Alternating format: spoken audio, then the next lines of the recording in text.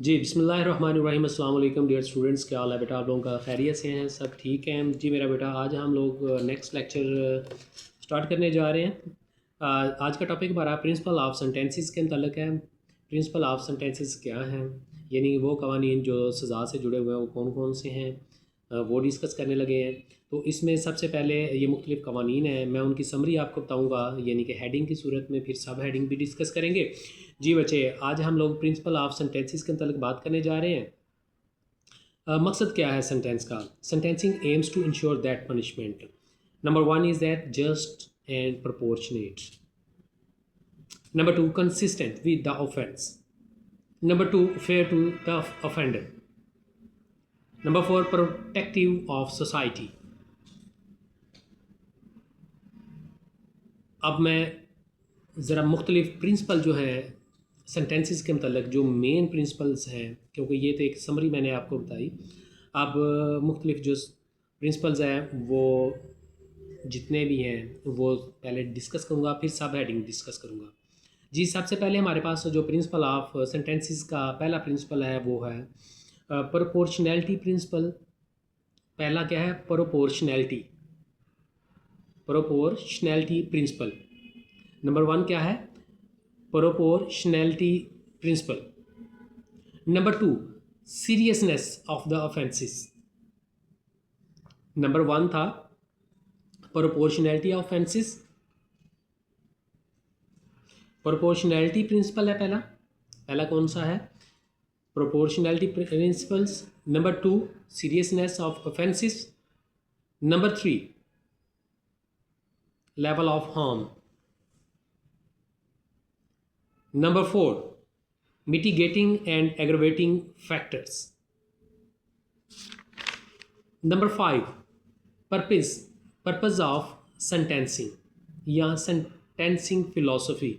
ये मुख्तलिफ थेरीज़ जो है पनिशमेंट से रिलेटेड, वो वाली जैसे डेटरेंट थेरी थी, रिफॉर्मेटिव, रिट्रीब्यूटिव, उसके बाद रिहेबिलिटेशन आ रहे हैं, इनकैपिटेशनल थेरीज़ थी। ये मुख्तलिफ थेरीज़ जो थी पनिशमेंट से रिलेटेड, ये आ जाएगा पर्पज़ ऑफ सेंटेंसेस में, सेंटेंसिंग फ़िलासफ़ी के अंदर।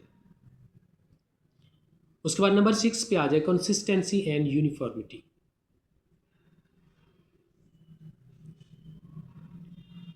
Next, statutory guidelines sentencing in homicides. जी, अब ज़रा मैं फिर डिटेल से एक दफ़ा टोटल जो हमारे पास हेडिंग्स हैं प्रिंसिपल्स ऑफ सेंटेंसेस से रिलेटेड जो है, number one is proportionality principle. Number two, seriousness of offenses. Number three, level of harm.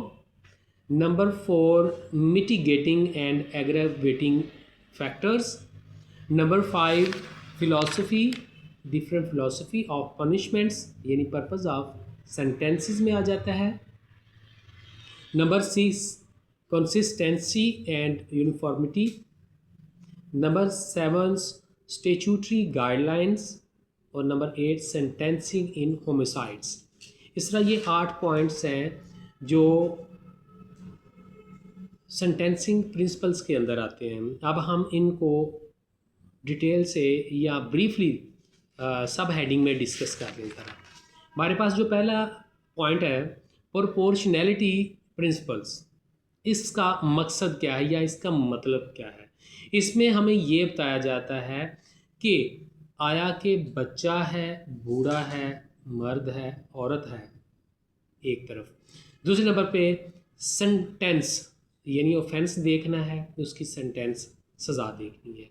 अब इसकी प्रोपोर्शनैलिटी को चेक करना है कि आया कि जो ऑफेंस है वो किस नोयत का है, बच्चा किस यानी कि अक्यूज्ड वो किस नोयत का है, छोटा माइनर है, मेजर है, हीनियस ऑफेंस है, माइनर ऑफेंस है। इनकी जो प्रोपोर्शनैलिटी है उसको चेक करके उसके मुताबिक सज़ा देना। ठीक है, जैसे मैं एग्जांपल कुछ करता हूँ। कोर आइडिया में punishment according to the seriousness of offence, nature of offence देखना है किस किस्म का है, उसकी मैक्सिमम सज़ा कितनी है, मिनिमम कितनी है, उसमें पब्लिक इंटरेस्ट भी देखने हैं और सोशल इम्पैक्ट भी देखने हैं उस सज़ा से रिलेटेड जो है। इन चीज़ों को मद्देनज़र रख के ये इम्प्लीमेंट होगा। इसलिए प्रोपोर्शनैलिटी जो प्रिंसिपल है ये मोस्ट इम्पोर्टेंट है किसी भी अक्यूज़ को पनिशमेंट देने के लिए, ठीक है ना। Proportionality principles. जी नेक्स्ट हमारे पास है सीरियसनेस, दूसरा वाला जो हमारे पास प्रिंसिपल है सीरियसनेस ऑफ ऑफेंसेस। जी नेक्स्ट पॉइंट में हमें ये देखना पड़ता है कि किस किस्म का, यानी कि इसमें एक चीज़ तो बता दूं कि जो अक्यूज़ था उसकी इंटेंशन क्या थी। इंटेंशन देखी जाएगी अक्यूज़ की ऑफेंस करने में। दूसरे नंबर पे उसका मोटिवेशन देखा जाएगा। तीसरे नंबर पे उसका यूज़ ऑफ वेपन्स देखा जाएगा। उसके बाद के इंटेंशन में देखा जाएगा मेंस रिया, आया कि इसने प्लानिंग के साथ ये काम किया, आया कि प्री प्लान ये आया है। नंबर 2 रिवेंज था, ग्रीड लालच था किसी किस्म का उस बंदे को, रिलीजियस हैट्रेड वगैरह थी इसको, ये चेक की जाएगी मोटिवेशन में। उसके बाद प्री प्लान्ड आया था क्राइम करने के लिए, जो उसने क्राइम किया, या अचानक उससे जुर्म हो गया, ऑफेंस हो गया। उसने वेपन किस किस्म का यूज़ किया, आया कि प्री प्लान आया कोई हथियार साथ लेके आया, या अचानक वहाँ से कोई चीज़ एक्सीडेंटली पकड़ कर मार के ऑफेंस किया। ये सारी चीज़ें इसमें देखी जाएगी सीरियसनेस ऑफ ऑफेंसेस के अंदर। नंबर 3 लेवल ऑफ हार्म में, लेवल ऑफ हार्म में एक्चुअल और पोटेंशियल सिचुएशन को मद्देनज़र रखा जाएगा। मतलब courts assess harm because seriousness वगैरह। अब हार्म मुख्तलिफ़ किस्म के होते हैं, physical harm, psychological harm, economics loss, social harm, potential harm.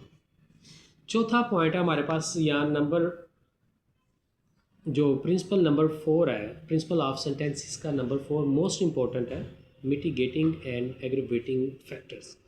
अब मिटिगेटिंग का मतलब ये होता है कि इसमें ये देखना पड़ेगा कि जो ऑफेंडर है या अक्यूज पर्सन है, आया कि इसने ये पहली दफ़ा ये काम किया है, पहली दफ़ा इसने ये जुर्म किया है, पहले तो नहीं किया।